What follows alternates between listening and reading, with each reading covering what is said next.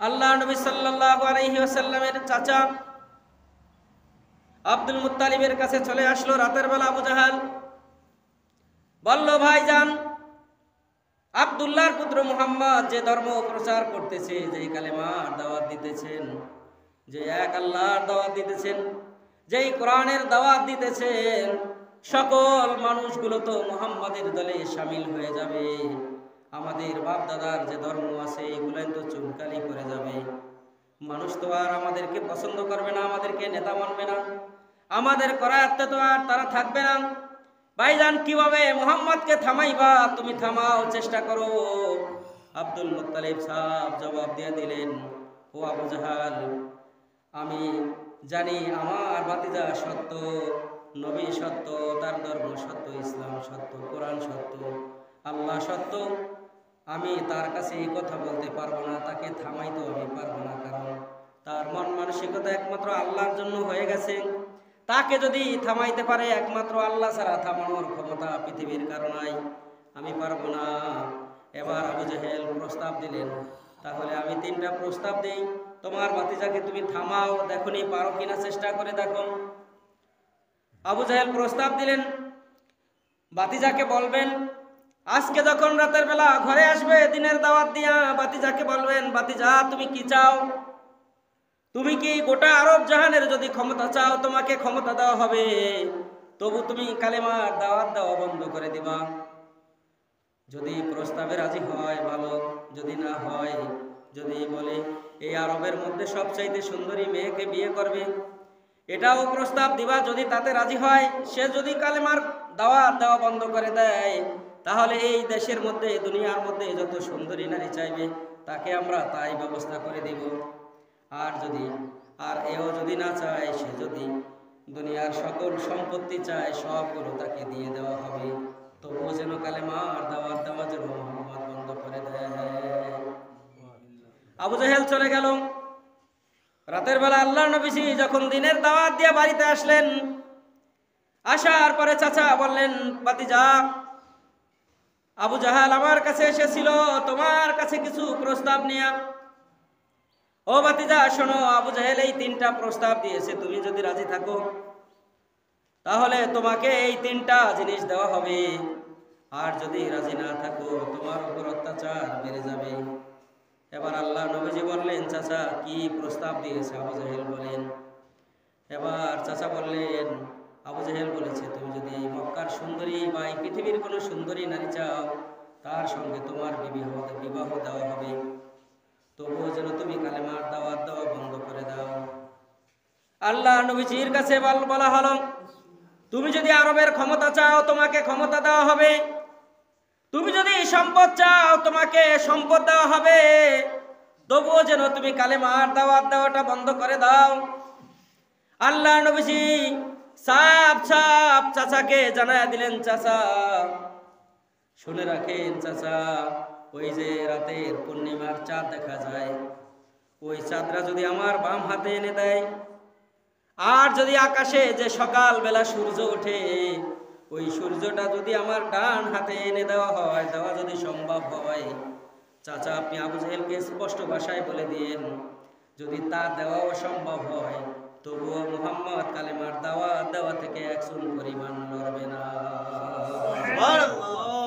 সুবহানাল্লাহ।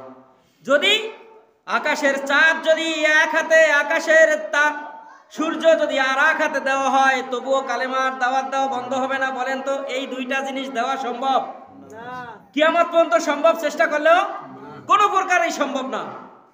আল্লাহ নবীজি স্পষ্ট ভাষায় এবার জানায় দিলেন, চাচা আপনি আবু জাহেলকে জানায় দিয়েন, ও আবু জাহেল, আকাশের সূর্য যদি এক হাতে দেওয়া হয়, আকাশের চাঁদ যদি আর এক হাতে দেওয়া হয়, তুমি শুনে যাও, শুনে রাখো, মুহাম্মদ সাল্লাল্লাহু আলাইহি ওয়াসাল্লাম আমাকে জানায় দিয়েছেন, কালেমার দাওয়াত থেকে এক চুল পরিমাণ লড়বে না। কোনো লোভ দেখায় কোনো লাভ হবে না। যখন আবু জাহেল ফেল হলেন, প্রস্তাব যখন আল্লাহ নবীজি ডিনাই করে দিলেন, আবু জাহেলের অত্যাচার বেড়ে গেল। দারুন নদওয়ার বৈঠকে বসলো রাতের বেলা। আবু জাহেল মন্ত্রী পরিষদ নিয়ে বৈঠক করলেন। সিদ্ধান্ত হলো তিনটা। এক নাম্বার সিদ্ধান্ত, মুহাম্মদকে দেশ থেকে বিতাড়িত করে দেওয়া হবে, দেশে তাকে রাখা যাবে না। এই দেশে যদি মুহাম্মদ কালেমার দাওয়াত দেওয়া শুরু করে, সকল মানুষ তো ধর্ম ত্যাগ করে মুহাম্মদের ধর্মে চলে যাবে, তাহলে আমরা কাদেরকে নিয়ে দেশ চালাবো? কাদেরকে নিয়ে আমরা রাজত্ব করবো? আমাদের তো চেয়ার থাকবে না, ক্ষমতা থাকবে না। এক নম্বর প্রস্তাব, মুহাম্মদকে দেশ থেকে বের করে দিব, বনবাসে দিয়ে দেব মুহাম্মদকে। দুই নম্বর, এই ভয় আমরা প্রথম ভয় দেখাবো, দেশ থেকে বের করে দিব। দুই নম্বর ভয় দেখাবো, সারা জীবনের জন্য জেলের মধ্যে ঢুকায় দিব। তাতেও যদি মুহাম্মদ না ফিরে, তিন নম্বর সিদ্ধান্ত আরো কঠিন, মুহাম্মদকে দুনিয়ার থেকে বিদায় করে দেওয়া হবে। তিনটা সিদ্ধান্ত নেওয়া হলো। আর যুবকদেরকে বলা হলো, মুহাম্মদকে জীবিত অথবা মৃত্যু যদি কেউ ধরে আনতে পারে, তাকে 100 লাল পুরস্কার দেওয়া হবে। নাউজুবিল্লাহ। যুবক যারা কাফের ছিল, তারা তো লোভ লালসায় তারা আত্মহারা হয়ে গেছে। 100 লাল উট যেমন তেমন ব্যাপার না। একজন মানুষের বিনিময়ে যদি 100 উট পাওয়া যায়, বলেন তো কে আর লোভ না পড়বে? মিনিমাম 100 উটের দাম আছে 1 কোটি টাকা, সর্বনিম্ন ধরেন 1 লাখ টাকা করে হলো। এক একটা উট এখন 5 লাখ 7 লাখ টাকার নিচে নাই। আরো লাল উট, এগুলোর দাম আরো বেশি। যুবকেরা সব পাগল হয়ে গেল। রাতের বেলা আল্লাহ নবীজির বাড়ি ঘেরাও করলেন। আল্লাহ রাব্বুল আলামিনের কাছে আল্লাহ নবীজি আগে আবদার করেছেন, আল্লাহ এই জনপদ থেকে আমাকে তুমি অন্যত্র নিয়ে যাও, কারণ এই জনপদের মানুষেরা আমাকে চিনল না। আমার উপর আর তোমার বান্দাদের উপর অত্যাচার করে। আল্লাহ, আমরা তো সত্য ধর্ম প্রচার করার জন্য এসেছি, কোরআনের দাওয়াত দেওয়ার জন্য এসেছি। আল্লাহ, মানুষেরা তো আমাকে চেনে না, আমাদের উপর অত্যাচার করে। আল্লাহ তাআলা কবুল করে নিলেন।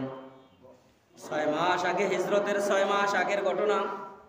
আল্লাহ নবীজি হযরত আবু বকরের বাড়িতে যাইয়া বলেন, আবু বকর, আল্লাহ নবীজি বললেন, আবু বকর, যে কোনো সময় আমাদেরকে হিজরত করা লাগতে পারে, এই দেশ ছেড়ে আমাদেরকে অন্য দেশে চলে যেতে হতে পারে।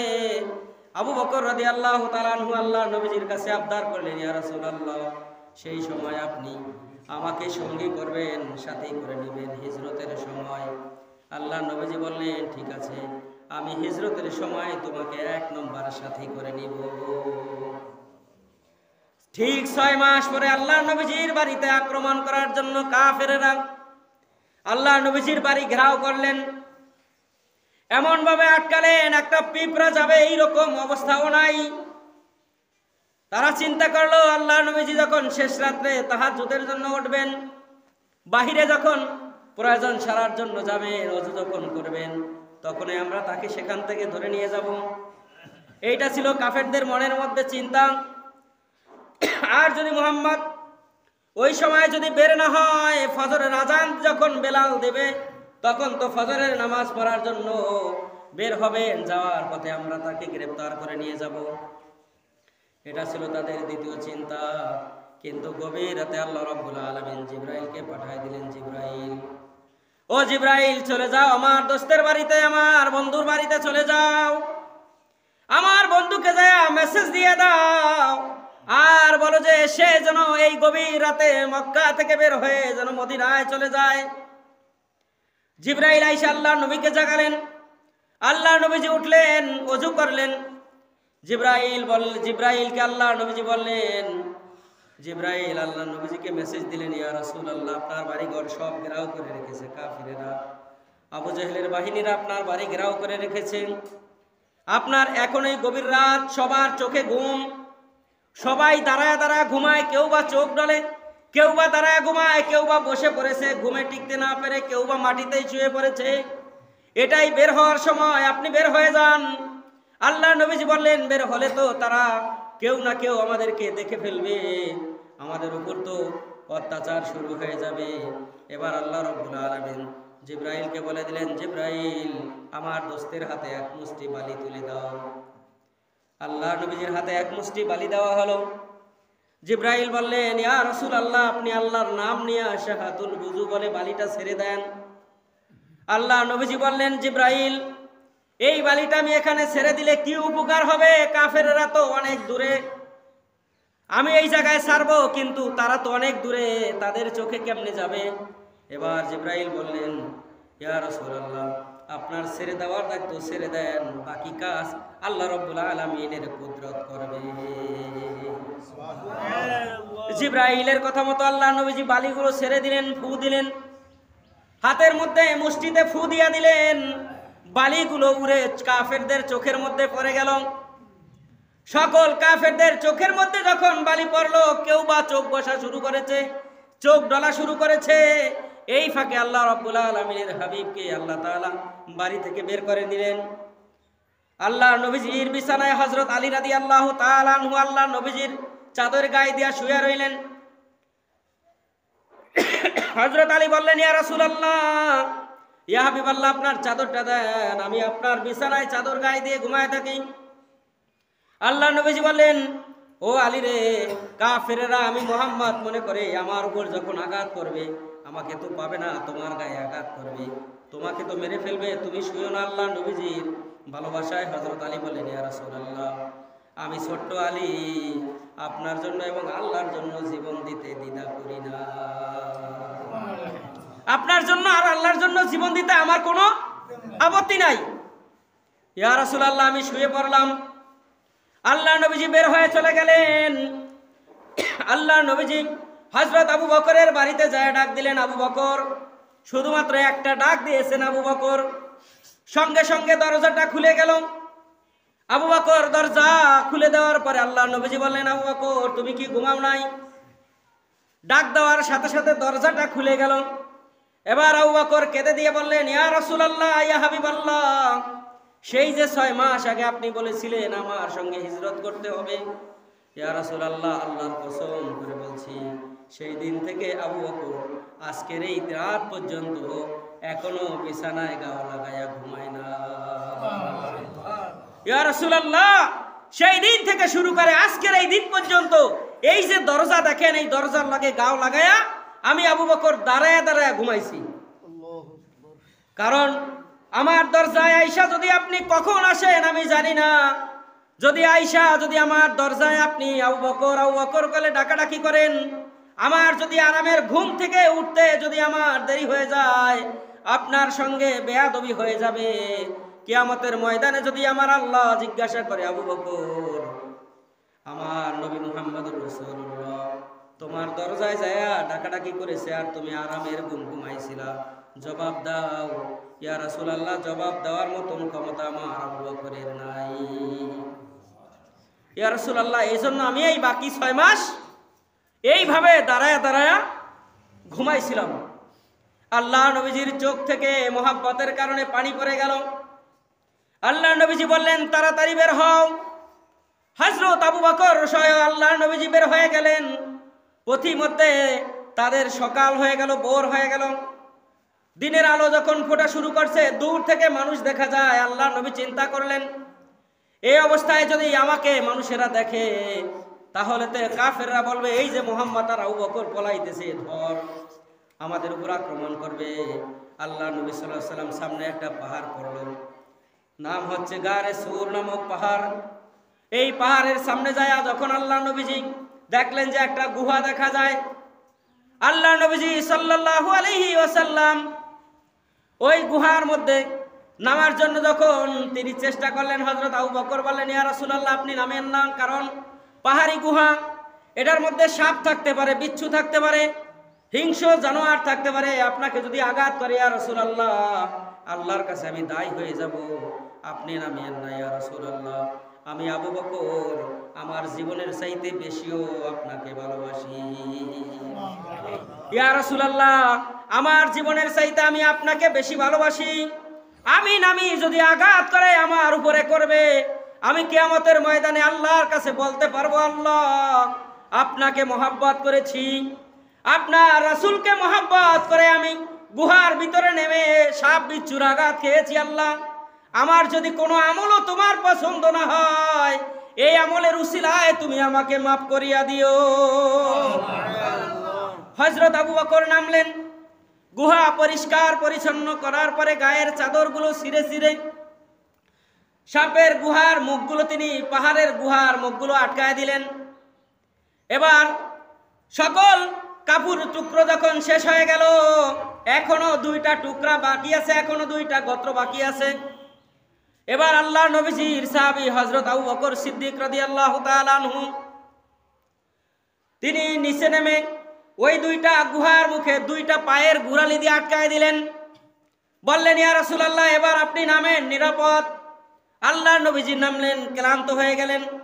হাঁটতে হাঁটতে বালু পথ, মরুভূমির পথ দিয়া ক্লান্ত হয়ে আল্লাহর নবীজি বললেন, আবু বকর, খুব ক্লান্ত হয়ে গিয়েছি, তোমার রানটা একটু পেতে দাও, আমি একটু বিশ্রাম নেই, আমি তোমার রানের উপর মাথাটা রেখে একটু ঘুমাই। আবু বকর আল্লাহ নবীজির সাহাবী পাও টান করে দিলেন।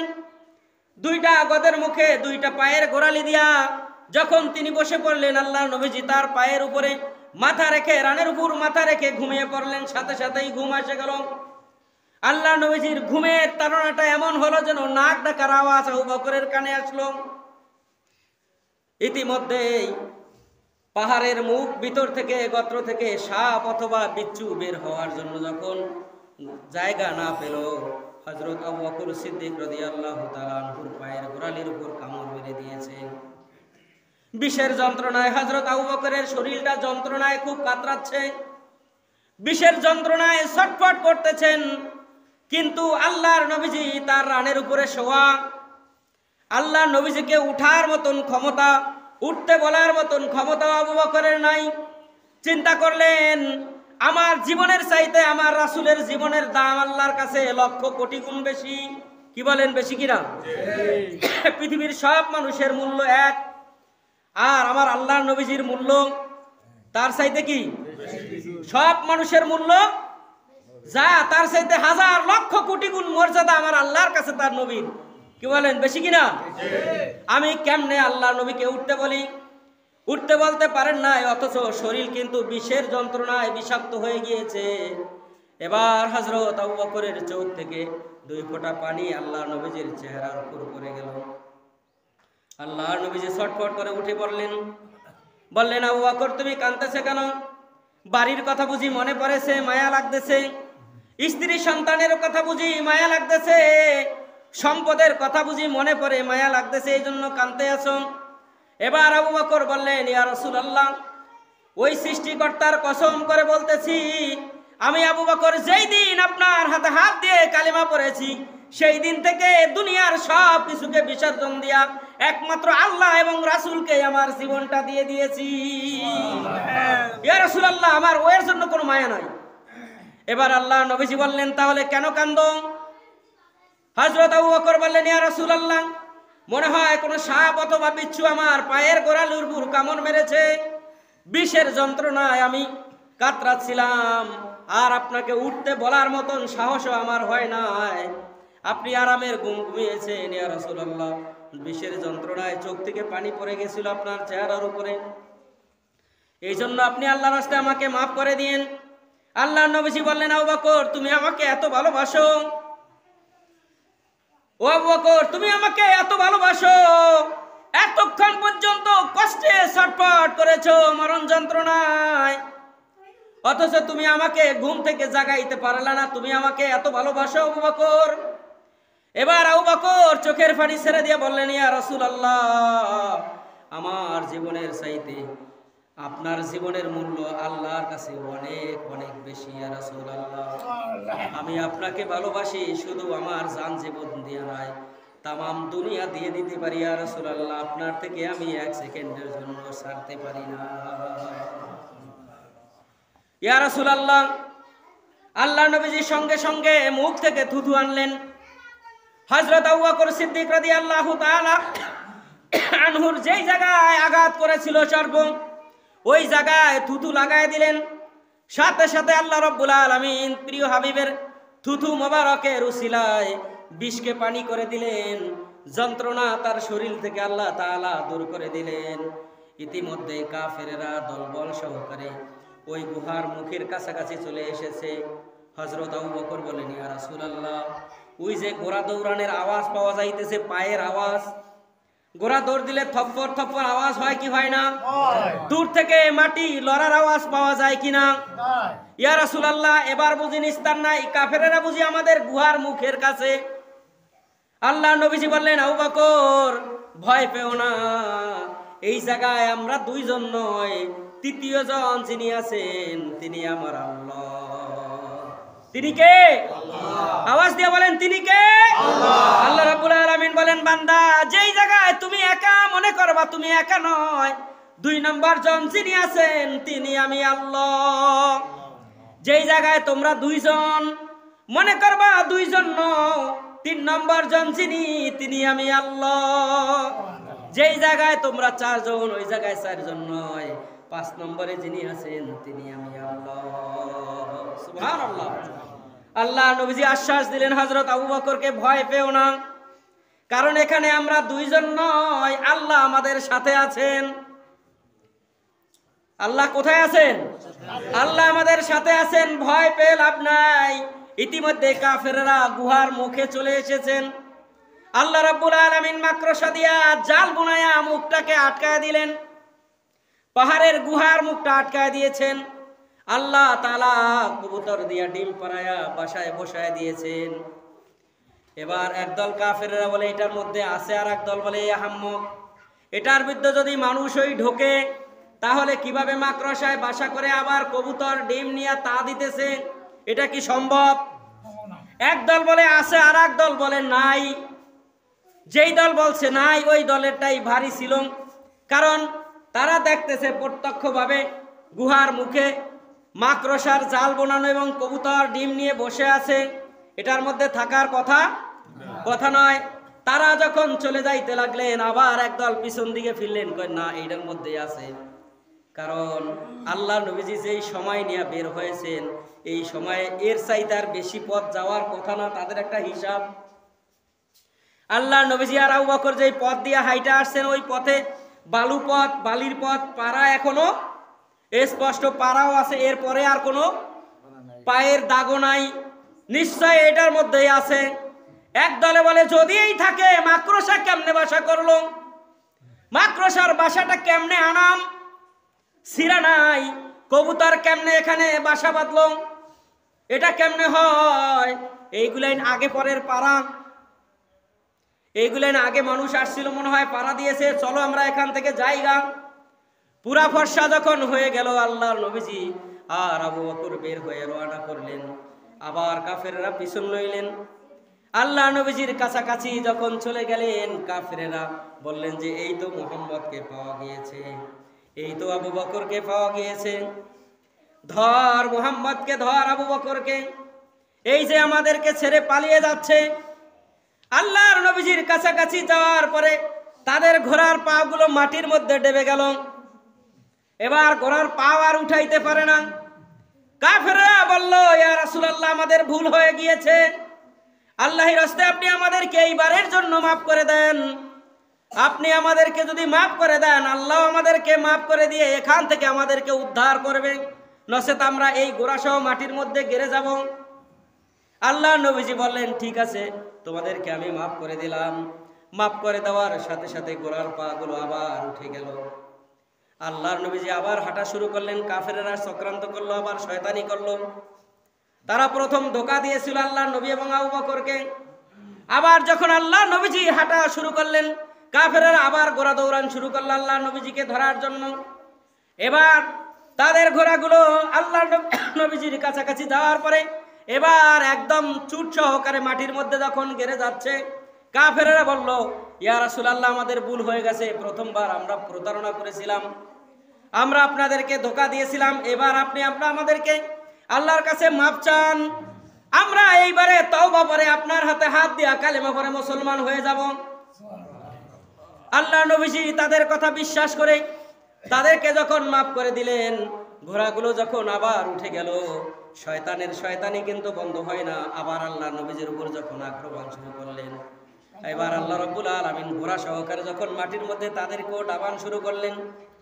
এবার তারা শেষবারে তৃতীয়বার তারা এবার আল্লাহ নবীজির কাছে অনুনয় বিনয়ের সাথে বলেন, ইয়া রাসূলুল্লাহ, এইবারে তওবা করেছি, আর জীবনে অপরাধ করব না, আপনার সঙ্গে ধোঁকাবাজি করব না, আপনি আমাদেরকে মাফ করে দেন আর আল্লাহর কাছে আমাদের জন্য মাফ চান। যদি মাফ না করেন এই অবস্থায় আমরা মাটির মধ্যে গেড়ে যাইতেছি। ইয়া রাসূলুল্লাহ, আপনি মাফ না করলে আমরা মাটির মধ্যে চলে যাব। আমাদের স্ত্রী পুত্র পরিজন সন্তান মা বাবা তাদের অবস্থা হবে কি? আমরাই তো সংসারের একমাত্র উপার্জনকারী, তাদের অবস্থা খারাপ হয়ে যাবে, আপনি আমাদেরকে মাফ করে দেন।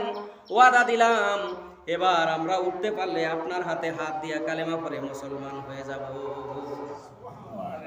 আল্লাহ নবীজি তাদেরকে মাফ করে দিলেন। আল্লাহ তাআলা তাদেরকে সেখান থেকে সাহায্য দিয়া উঠায় দিলেন।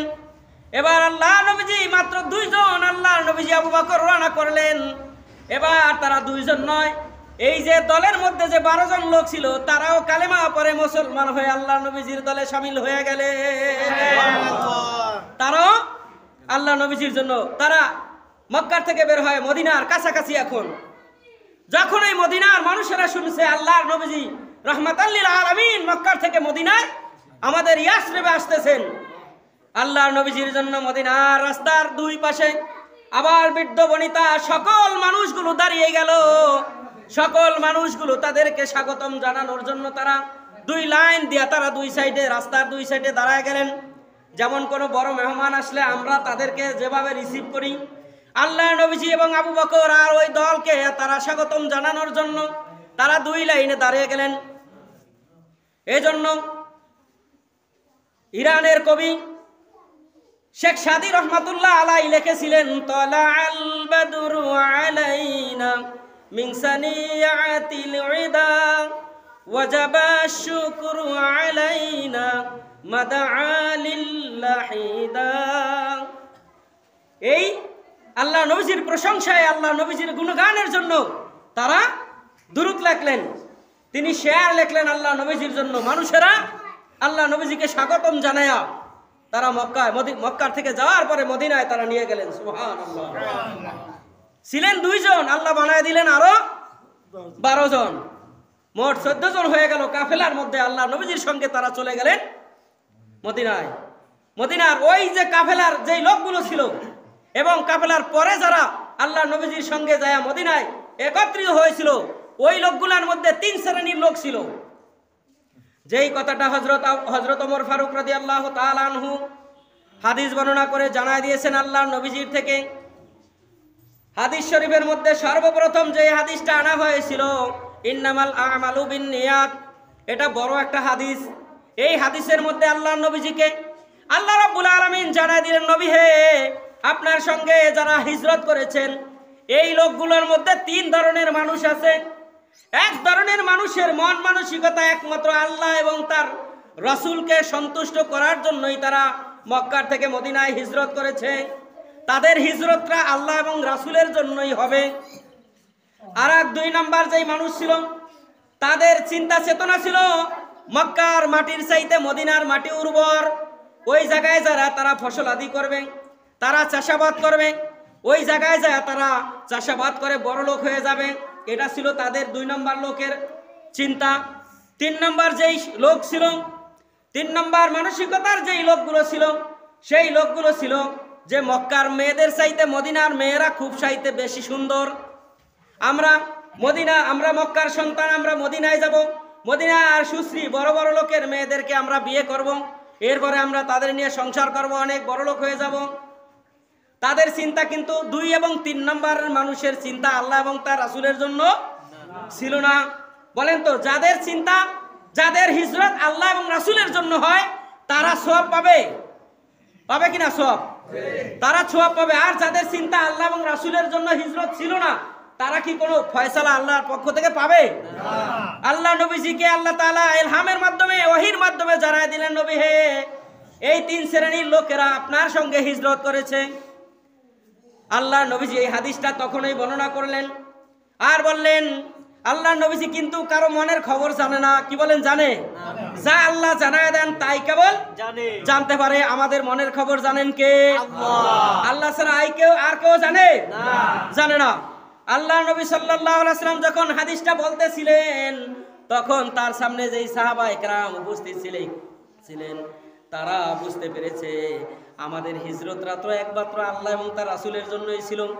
2 নাম্বার মানুষের মন মানসিকতা ছিল মদিনার মেয়েদেরকে বিবাহ করা। 3 নাম্বার ছিল তাদের মদিনার ফসলাদি ভালো হয়, ওই জায়গায় যাই আমরা ফসলাদি করে বড়লোক হয়ে যাব। এটা যখন আল্লাহর নবীজি বললেন, সাথে সাথে 3 শ্রেণীর মানুষ ভাগ হয়ে গেল। ওই 2 শ্রেণীর মানুষেরা বলল, হায় হায়, আমাদের মনের মধ্যে এই চিন্তা মুহাম্মদ কেমনে জানলো? জানায় দিছেন কে? কে জানায় দিছেন? আমরা রাতের অন্ধকারে একা একা কি করি কে জানেন? দুনিয়ার কেউ দেখেন না, দেখেন কে? দুনিয়ার কেউ জানেন না, জানেন কে? বলেন তো আল্লাহর চক্ষু ফাঁকি দেওয়া যায়? আল্লাহু আলিমুম বিজাতিস সুদূর। বান্দা তোমার অন্তরের মধ্যে কি লুকাও জানে কে?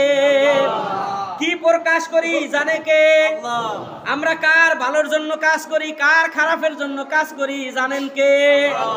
দুনিয়ার সবাইকে ফাঁকি দেওয়া যায়, কিন্তু আল্লাহকে ফাঁকি দেওয়া যাবে না। কি বলেন যায়? আল্লাহকে ফাঁকি দেওয়া যায়? আল্লাহকে কোনো ফাঁকি দেওয়া যায় না। এজন্য আল্লাহ রাব্বুল আলামিন বান্দাদেরকে বলতেছেন, ও বান্দা, দুনিয়াতে তোমার ঈমানটাকে ঠিক করো, তোমার আমলটাকে ঠিক করো, তোমার ইখলাসটাকে, তোমার নিয়তটাকে তুমি সহি করো। এই নিয়ত সহির জন্য আল্লাহ তাআলা বলছেন, ও বান্দা, দুনিয়াতে আমি আমার কোরআনুল কারীমে ছোট্ট একটা সূরা দিয়েছি, যেই সূরাটা পড়লেই তুমি, যেই সূরাটা আমল করলেই তুমি তোমার জীবনটাকে পরিবর্তন করতে পারবা। যদি পরিবর্তন করার নিয়ত থাকে, বলেন তো আল্লাহ পরিবর্তন করে দিবেন কি দিবেন না? নিয়ত যদি না থাকে, তাইলে যত হাজার বার, লক্ষ কোটি বার আপনি আল্লাহ তাআলার এই কোরআনের এই ছোট্ট সূরা তেলাওয়াত করেন, কোনো আমল পরিবর্তন হবে না। আল্লাহ তাআলা কোরআনুল কারীমে ছোট্ট একটা সূরা দিলেন, সূরার নাম হলো সূরা ইখলাস। ইখলাস মানে খালেস নিয়ত। ইখলাস মানে কি? একনিষ্ঠ খালেস নিয়তে আল্লাহ তাআলার জন্য যদি আপনি কিছু করেন, অবশ্যই আল্লাহ তাআলা আপনার ওই জিনিসটাকে কবুল করে নেবেন। আর আল্লাহকে চিনার জন্য আল্লাহ বলছেন যে আমাকে চিনার জন্য কোনো জায়গায় যেতে হবে না, আমাকে চিনার জন্য তুমি সূরা ইখলাস পড়ো, এই ইখলাসের মধ্যেই তুমি আমি আল্লাহকে পেয়ে যাবা। সুবহানাল্লাহ। আল্লাহ তাআলা আমাদেরকে বলতেছেন, বিসমিল্লাহির রহমানির রহিম, কুল হুয়াল্লাহু আহাদ। হে নবী, আপনি বলেন আল্লাহ কয়জন? আপনারাও বলেন আল্লাহ কয়জন? আল্লাহ নিজে বলতেছেন, কুল হুয়াল্লাহু আহাদ। হে নবী, আপনি বলেন আল্লাহ কয়জন?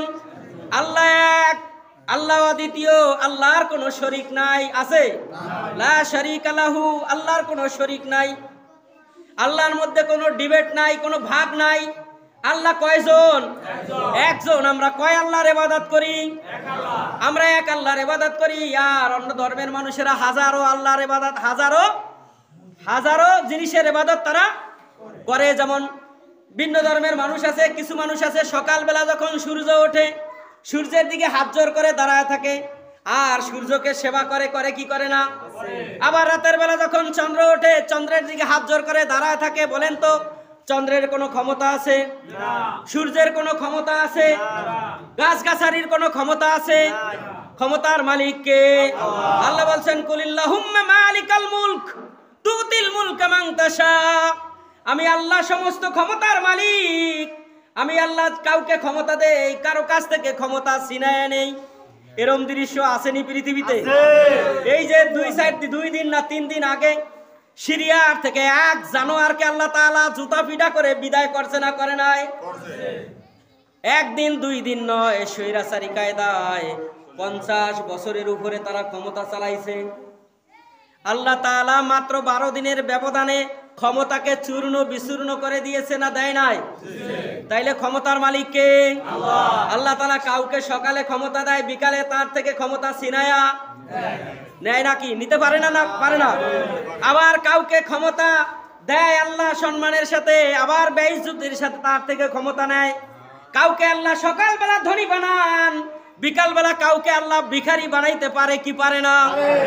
এই যে আমরা গত বছর বা তার আগের বছর তুরস্কের দৃশ্য দেখেছি, দেখছেন কিনা? ভূমিকম্পের যে 6-7টা বাড়ির মালিক বিকালবেলা সকালবেলা একটা রুটির জন্য হাহাকার করতেছে আর দৌড়াইতেছে একটা রুটির জন্য। দৃশ্য দেখছেন? তাইলে সব ক্ষমতার মালিক কে? দেওয়ার মালিক যিনি, নেওয়ার মালিকও সে আল্লাহ। বলেন কুল হুয়াল্লাহু আহাদ, হে নবী আপনি বলেন আল্লাহ এক। আল্লাহ কয়জন? আল্লাহ এক। আল্লাহুস সামাদ, আল্লাহ কারো মুখাপেক্ষী না। আমরা আল্লাহর মুখাপেক্ষী, আমরা মানুষের মুখাপেক্ষী, কিন্তু আল্লাহ কারো মুখাপেক্ষী না। আল্লাহ কারো কাছে খাওন চাইছে? কারো কাছে পরন চাইছে? কারো কাছে কোনো টাকা পয়সা চাইছে? চাই না। কিন্তু আমরা মানুষের কাছে হাত পাতি, কিন্তু আল্লাহ কারো কাছে হাত পাতার দরকার হয় না, কারণ আল্লাহু গনিয়ুন, আল্লাহ হলেন ধনী। আল্লাহ কি? ধনী। আর আমরা হলাম আনতুমুল ফুকারা, আর আমরা হইলাম ফকির। আল্লাহ হলেন ধনী আর আমরা হলাম ফকির। সে আল্লাহ বলেন আল্লাহুস সামাদ, আমি কারো মুখাপেক্ষী না, তোমরা সবাই আমার মুখাপেক্ষী, কিন্তু আমি আল্লাহ কারো মুখাপেক্ষী না। লাম ইয়ালিদ ওয়া লাম ইউলাদ, আমি কাউকে জন্ম দেই নাই, কারো থেকে জন্ম নেই নাই। ও বান্দা, কেউ আমাকে জন্ম দেয় নাই, আমিও কাউকে জন্ম দেই নাই। আমি কিন্তু সৃষ্টিকর্তা। জন্ম দেওয়া মানে কি? মায়ের গর্ভে আসবে, তার থেকে বের হওয়া, এটার নাম হচ্ছে জন্ম। আর সৃষ্টি করা হচ্ছে বানানো। আমাদেরকে বানাইছেন কে? আমরা মায়ের গর্ভে এসেছিলাম এক ফোঁটা নাপাক পানি, 40 দিন নাপাক পানির নাড়াচাড়ার পরে হয়েছেন রক্ত, আবার 40 দিন পরে নাড়াচাড়ার পরে হয়েছে এক টুকরা গোস্ত, আবার 40 দিন পরে আমার ওই এক টুকরা গোস্ত নাড়াচাড়া করার পরে আমার নাক হয়েছে, আমার মুখ হয়েছে, মাথা হয়েছে, চোখ হয়েছে, হাত হয়েছে, পা হয়েছে, পেট হয়েছে, আঙ্গুলগুলো হয়েছে, কান হয়েছে, হয় নাই? এরপরে আস্তে আস্তে মায়ের গর্ভে আল্লাহ তাআলা আমাকে 10 মাস 10 দিন, 9 মাস 7 মাস, কমপক্ষে 7 মাস, এই সময়ের মধ্যে মায়ের গর্ভের মধ্যে আল্লাহ তাআলা পূর্ণাঙ্গ একটা বাচ্চা হিসাবে আমাকে মায়ের গর্ভে তৈরি করেছেন। সে আল্লাহ তাআলা বলেন লাম ইয়ালিদ ওয়া লাম ইউলাদ, আমি কাউকে জন্ম দেই নাই, কারো থেকে জন্ম নেই নাই। ওয়া লাম ইয়াকুল লাহু কুফুওয়ান আহাদ, আর আমি আল্লাহর সমকক্ষ পৃথিবীতে কেউ নাই। আছে? আল্লাহর সমান কেউ আছে? বলতে পারবে যে আল্লাহর সমান আছে? হিন্দুরা করে, যেমন তারা মূর্তি পূজা করে, ওটার সামনে যায় কয় তুমি ভগবান, কয়নি? কয় না? বিভিন্ন ধর্মের মানুষেরা বলে, কিন্তু আমরা কখনোই আল্লাহ তাআলার কাছে শরীক, আল্লাহর সাথে শরীক কাউকে করি না। কারণ আল্লাহ বলছেন ইন্নাল মুশরিকিনা, আল্লাহ তাআলা বলছেন আমি শিরকের গুনাহকে কোনোদিন মাফ করব না, আমি সব গুনাহ মাফ করে দিব, কিন্তু আমার সমকক্ষতা যারা বানাইছে, আমি আল্লাহর সমান যারা আমাকে বানাইছে অন্য কিছুকে, আমি তাদেরকে কখনো মাফ করব না। আল্লাহ সবচাইতে বেশি গোসা হয় যখন আল্লাহর সাথে কাউকে শরীক স্থাপন করা হয়। যেমন আবু জাহেলরা 360টা মূর্তি বানায় আল্লাহর ঘরের মধ্যে তারা রাখছিল, আল্লাহর কাবা ঘরের মধ্যে 360টা মূর্তি বানায় রাখছিল, দেবদেবী বানায় তারা রাখছিল, তারা তার ইবাদত করত। আল্লাহর নবীজিকে কাবা ঘরের মধ্যে যেতে দেওয়া হতো না। মক্কা বিজয়ের পরে যখন আল্লাহ নবীজি সাহাবীদেরকে নিয়ে 10,000 সাহাবীদেরকে নিয়ে আল্লাহ নবীজি যখন মক্কা থেকে আল্লাহ নবীকে যেই দিন বের করে দেওয়া হয়েছিল, ওই দিন মাত্র 2 জন ছিল, আল্লাহ নবীজি আর আবু বকর। তার 3-4 বছরের মাথায় আল্লাহ তাআলা 10,000 সাহাবীদেরকে নিয়ে আল্লাহ তাআলা যেই মক্কা থেকে আল্লাহ নবীকে বের করে দেওয়া হয়েছিল, ওই মক্কায় আবার তাদেরকে আল্লাহ তাআলা 10,000 মানুষ নিয়ে এক জায়গায় করে দিয়েছেন। মাত্র 2 জন, 2-3 বছরের মাথায় আল্লাহ তাআলা 10,000 সাহাবী আল্লাহ মুসলমানের কাতারে নিয়ে আসছেন। সুবহানাল্লাহ। তাদেরকে দিয়ে আল্লাহ তাআলা মক্কা বিজয় করায় দিয়েছেন। যেই ঘরের মধ্যে মূর্তি ছিল সেইগুলোকে ভেঙে চুরে চুরমার করে বের করে দিয়া সেটার মধ্যে পাক পবিত্র করে আল্লাহ তাআলার ইবাদত তারা শুরু করে দিয়েছিল। সুবহানাল্লাহ। তাইলে আবু জাহেলের পরিকল্পনা ছিল কি? আল্লাহ নবীজিকে বের করে দিবেন, আল্লাহ নবীজিকে সারা জীবনের জন্য জেলখানায় ঢুকাবেন, আল্লাহ নবীজিকে দুনিয়ার থেকে হত্যা করে ফেলবেন। বলেন পারছে? 3টার একটাও করতে পারছে? তাইলে ক্ষমতা কার? বুঝতে হবে ক্ষমতার মালিক কে। আমরা তো মনে করেন 2 পয়সার ক্ষমতা পায়া দুনিয়াকে আমরা ধরাকে সরা বানায় ফেলি, মনে করি যে এই দুনিয়া আমার থেকে আর কে নেয়, আমার থেকে ক্ষমতা আর কে নিতে পারে। কি বলেন? চিন্তা করি না আমাদের মাথার মধ্যে, তখন আর আল্লাহর কথা থাকে না। অথচ আল্লাহ যে থাপ্পড় মারে, আমার ক্ষমতা যে আমার থেকে নিতে 1 সেকেন্ডও লাগে না, এটা আমাদের মাথার ভিতরে ক্ষমতা পাওয়ার পরে আর কি থাকে না, মনে থাকে না। এটাই আমাদের সবচাইতে দুর্ভোগ। বিধর্মীদের মধ্যে কিন্তু এটা কম, মুসলমানদের মধ্যেই এই জিনিসটা সবচাইতে, লোভ লালসার বিষয়টা মুসলমানদের মধ্যেই কি একটু বেশি।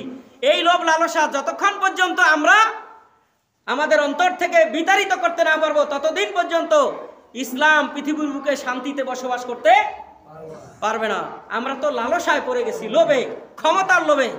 আল্লাহ নবীজি বিদায় হজের দিন দুইটা জিনিস রেখে গিয়েছিলেন, বলছিলেন তারাকতু ফিকুম আমরাইন মান তাদিল্লু মান তামাসসাকতুম বিহি কিতাবুল্লাহি ওয়া সুন্নাত রাসূলি। আল্লাহ নবীজি বলছেন দুইটা জিনিস তোমাদের কাছে আমি রেখে যাচ্ছি, এই দুইটা জিনিসকে যদি জীবনে আঁকড়ায় ধরতে পারো, আমল করতে পারো, পৃথিবীর কোনো শক্তি তোমাদেরকে আলাদা করতে পারবে না, কোনো শক্তি তোমাদের থেকে ক্ষমতা নিতে পারবে না। যেই সময় তোমরা এই দুইটা জিনিস থেকে বিচ্ছিন্ন হয়ে যাবে, তখন বৃষ্টির মতন আকাশ থেকে তোমাদের উপরে আল্লাহর লানত পড়তে থাকবে, মুসলমান জাতির উপর আল্লাহর গজব পড়তে থাকবে। এখন আর আমরা কোরআনের কাছেও নাই। সেই দুইটা জিনিসকে আল্লাহ নবীজি বললেন কিতাবুল্লাহ, আল্লাহর কিতাব, তার মানে কোরআন। এখন কি আমাদের মধ্যে কোরআন আছে? কোরআন থেকে যখনই আমরা সরে গিয়েছি, বৃষ্টির মতো আমাদের উপর আল্লাহর লানত শুরু হয়ে গিয়েছে। আল্লাহ নবীজির সুন্নাত হাদিস থেকে যখন সরে গিয়েছি, তখনই আমাদের উপর বৃষ্টির মতন লানত শুরু হয়ে গিয়েছে।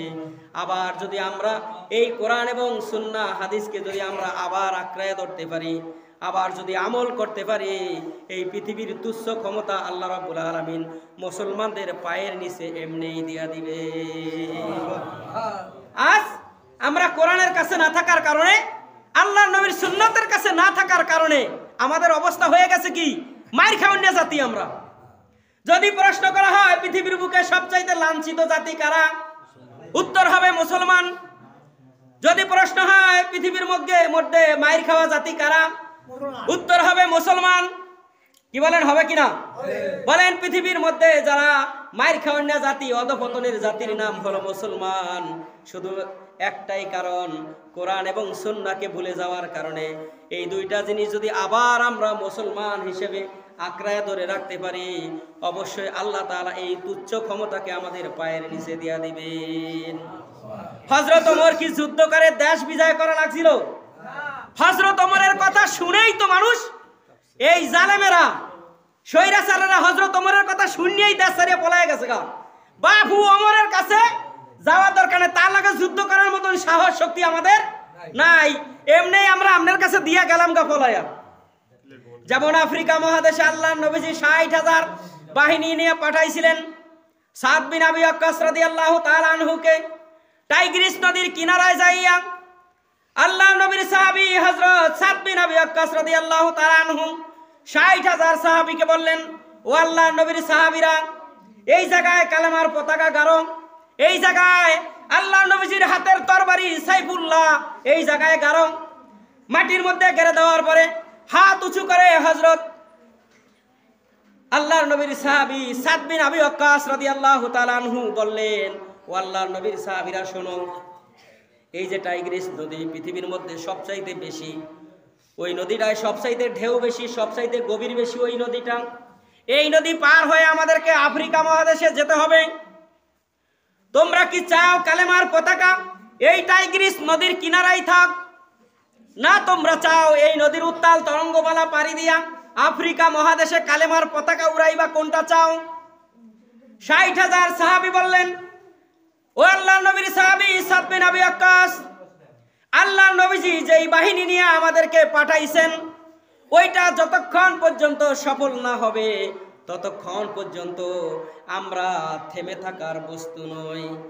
এই টাইগ্রিস নদী কেন, তার চাইতে বড় কোনো নদীও যদি থাকে, তা সাঁতরিয়ে আমরা আফ্রিকার ভূখণ্ডে কালেমার পতাকা উড়িয়ে দিব। আপনি শুধু বলেন আমরা ছাপায়া পড়ি নদীর মধ্যে, তাও অন্ধকার রাত্রির মধ্যে। কোনো বাহন ছিল না, কোনো নৌকা ছিল না, কোনো খেওয়া ছিল না। তারা সাদ বিন আবি ওয়াক্কাস রাদিয়াল্লাহু তাআলা আনহু কালেমার পতাকা এক হাতে, বাম হাতে কালেমার পতাকা ডান হাতে, আল্লাহ নবীজির তরবারি নিয়া তিনি একটা আওয়াজ দিলেন, হাসবুনাল্লাহু নি'মাল ওয়াকিল নি'মাল মাওলা ওয়া নি'মান নাসির। এই কালেমার এই আয়াতটুকু, কোরআনের আয়াতটুকু পড়লেন আর বললেন আমার সঙ্গে তোমরা সবাই টাইগ্রিস নদীতে ঝাঁপায় পড়ো। টাইগ্রিস নদীর উত্তাল তরঙ্গমালা ঢেউয়ের সঙ্গে পাড়ি দিয়া তারা ওই পারে চলে গেলেন। ওপার উঠেই সাদ বিন আবি ওয়াক্কাস বললেন, ও আল্লাহর নবীর সাহাবীরা শোনো, এই নদীর উত্তাল তরঙ্গমালা ঢেউগুলো কি তোমার হাতের তরবারি নিয়ে গিয়েছে? কারো ঘোড়া নিছে কিনা, কারো মালসাবানা নিছে কিনা, কারো কোনো বস্তু এই নদীর ঢেউয়ের কারণে নিয়ে গেছে কিনা বলো। এবার সবাই বললেন যে না, আমাদের কোনো কিছু হারিয়ে যায় নাই। দূর থেকে একজন বললেন, আল্লাহ নবীর সাহাবী, যেই পেয়ালাটায় করে আমি পানি পান করতাম, ঢেউয়ের কারণে হাত থেকে পেয়ালাটা ছুটে গিয়েছে নদীর মধ্যে, শুধু আমার পেয়ালাটা হারিয়ে গিয়েছে। এবার সাদ বিন আবি ওয়াক্কাস তরবারি উঁচু করে নদীকে বললেন, নদী শোনো, আমরা আল্লাহ নবীর মর্জে মুজাহিদ, আমরা আল্লাহ নবীর সাহাবী, আমরা এই আফ্রিকায় কালেমার পতাকা উড্ডীন করার জন্য, কালেমার দাওয়াত দেওয়ার জন্য এসেছি। তুমি আল্লাহ নবীজির হাতের, সাহাবীর হাতের পেয়ালা, পানি পান করা পেয়ালা নিলা, তোমার সাহস তো কম নয়। এই যে আমি সাদ বিন আবি ওয়াক্কাসের হাতে তরবারি দেখো, এটা দিয়ে জনমের মতো শিক্ষা দিয়ে দিব। বলতে দেরি, কিন্তু আল্লাহর নবীজির সাহাবীর হাতের পেয়ালা কিনারায় আসতে 1 সেকেন্ডও দেরি হয় না। আফ্রিকার জঙ্গলি মানুষগুলো মনে করলো ওইগুলাই ওই দূর মধ্যপ্রাচ্য থেকে আমাদের দেশে, এশিয়ার থেকে এসেছে, ওদেরকে আমাদের ভূমি দেওয়া যাবে না, ওদেরকে আফ্রিকার জঙ্গলের কাছে থাকতে দাও। রাতের বেলা বাঘ ভাল্লুক সাপ বিচ্ছুগুলো এসে তাদেরকে খেয়ে যাবে আরাম করে। বহুদিন পরে ভালো ধরনের একটা খাবার পাইছে, কারণ বাঘ ভাল্লুক সাপের খাদ্যই তো মানুষ যা পায় তাই তো খায়। তারা মনে করছিল বুঝি বাঘ ভাল্লুক সাপগুলো বুঝি মুসলমানদেরকে খেয়ে শেষ করে দিবে, কিন্তু তারা তো বুঝতে পারে নাই তাদের মতন কিন্তু মুসলমানরা না। মুসলমান কি জাতি এটা তারা বুঝতে পারে নাই। তারা মনে করছে বুঝি আমরা রাতের বেলা সাপ বিচ্ছু দিয়া তাদেরকে খাওয়া ফেলবো। আল্লাহর নবীর সাহাবী সাদ বিন আবি ওয়াক্কাস একটা স্টেজ তৈরি করলেন। স্টেজের উপরে দাঁড়াইয়া হাতে তরবারি নিয়ে আফ্রিকার জঙ্গলের সমস্ত হিংস্র প্রাণীদেরকে উদ্দেশ্য করে বললেন, ও আফ্রিকার জঙ্গলের বাঘ ভাল্লুক সিংহ বড় বড় সাপগুলো শোনো, আমরা আল্লাহ নবীর সাহাবী, মক্কা থেকে আমরা এসেছি এই জমিনে, আল্লাহর জমিনে আল্লাহর দ্বীন প্রচার করার জন্য। আমি আল্লাহ নবীর সাহাবী, আমি তোমাদেরকে অর্ডার করলাম, আমার অর্ডার হতে শেষ হতে দেরি, এর মধ্যে যদি জঙ্গল পরিষ্কার করে আমাদের জন্য না দাও, তাহলে হাতের তরবারি দিয়া জনমের মতো দুনিয়ার থেকে বিদায় করে দিব। আল্লাহ নবীর সাহাবী হযরত সাদ বিন আবি ওয়াক্কাসের ঘোষণা শেষ হওয়া হতে না হতে বাঘগুলো তার ছোট ছোট বাচ্চাগুলো মুখে কামড়ায়া, সাপগুলো তার ডিমগুলো আবার মুখের মধ্যে নিয়া, সিংহ তার বাচ্চাগুলো মুখের মধ্যে কামড় দিয়া আল্লাহ নবীর সাহাবীদেরকে জঙ্গল পরিষ্কার করে দিয়া তারা চলে যাচ্ছে মিলিটারি লাইনের মতন। এই দৃশ্য যখন আফ্রিকার জঙ্গলি মানুষগুলো দেখলো, তারা চিন্তা করলো মানুষের কথা আবার কেমনে বাঘ ভাল্লুকে শুনে আর বুঝে। তাদের বুঝ আসে নাই। তারা মনে করছে এরা কোনো সাধারণ মানুষ নয়। ও ভাই, আমরা তোমাদের জন্য তোমাদের সাথে যুদ্ধ করে পারবো না, কারণ তোমাদের কথা সাপ বিচ্ছু পর্যন্ত শোনে, তোমাদেরকে শ্রদ্ধা করে সম্মান করে, তোমাদের লগে যুদ্ধ নাই। আমাদেরকে যেই বাণী নিয়ে তোমরা এসেছো, যেই দিনের দাওয়াত নিয়ে, যেই কালেমার মিশন নিয়ে তোমরা এখানে এসেছো, সেই কালেমা আমাদেরকে পড়ায় দিয়ে মুসলমান বানায় দাও। আশহাদু আল্লাহ ইলাহা ইল্লাল্লাহু ওয়া আশহাদু আন্না মুহাম্মাদান আবদুহু ওয়া রাসূলুহু। এই কালেমা পড়ে আফ্রিকার মানুষেরা মুসলমান দলকে যুদ্ধ করবে কোথা থেকে? তারা কালেমা পড়ে সবাই মুসলমান হয়ে গেছে। সুবহানাল্লাহ, সুবহানাল্লাহ। সে আল্লাহ আছে না নাই? সে আল্লাহ আছে না নাই? আজও যদি আল্লাহ তাআলা মুসলমানদের হাতে ক্ষমতা দেয়, এই পৃথিবীটা কোরআনের আইনে চলবে। পৃথিবীর